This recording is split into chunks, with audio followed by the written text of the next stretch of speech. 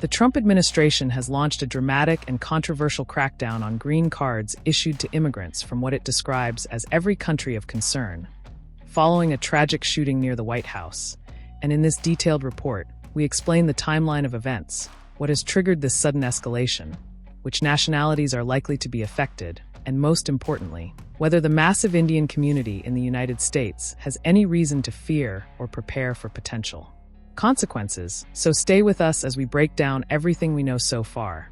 And before we begin, make sure you subscribe to the Indian Express YouTube channel for more trusted global news updates. This sweeping directive comes after a shocking incident on Wednesday in Washington, D.C., where Afghan National Ramanullah Lakanwal opened fire at two National Guard service members near the White House, resulting in the death of 20-year-old U.S. Army Specialist Sarah Beckstrom and leaving 24-year-old U.S. Air Force Staff Sergeant Andrew Wolf in critical condition. A violent episode that has ignited renewed scrutiny over immigration and national security policies in the United States. Officials say Lakanwal entered the U.S. in 2021 under a resettlement program launched by the Joe Biden administration after the chaotic withdrawal from Afghanistan, and that his asylum status was formally approved after Donald Trump took office again, placing the case directly in the political spotlight.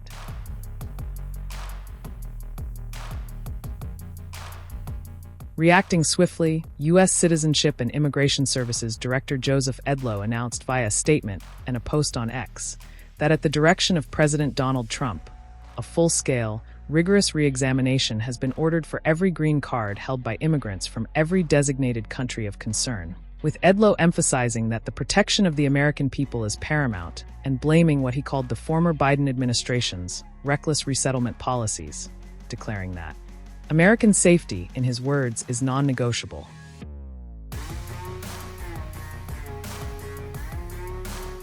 Crucially, officials have clarified that Indian nationals residing in the United States will not be impacted by this policy move, because India is not on the list of 19 designated high-risk nations that fall under this newly issued immigration review framework.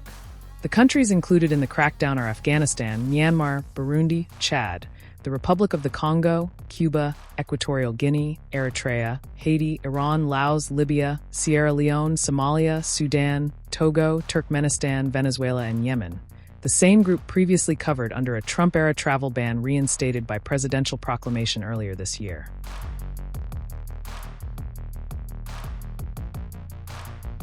This guidance takes effect immediately and applies to all green card review requests that are currently pending or filed on or after November 27th, according to USCIS, which operates under the U.S. Department of Homeland Security, and analysts say this could lead to increased processing times, heightened background checks, and in some cases, revocation if security flags are identified, ensuring that permanent resident status, which is a pathway to U.S. citizenship generally after 3 to 5 years, faces tougher scrutiny for individuals from these specific regions.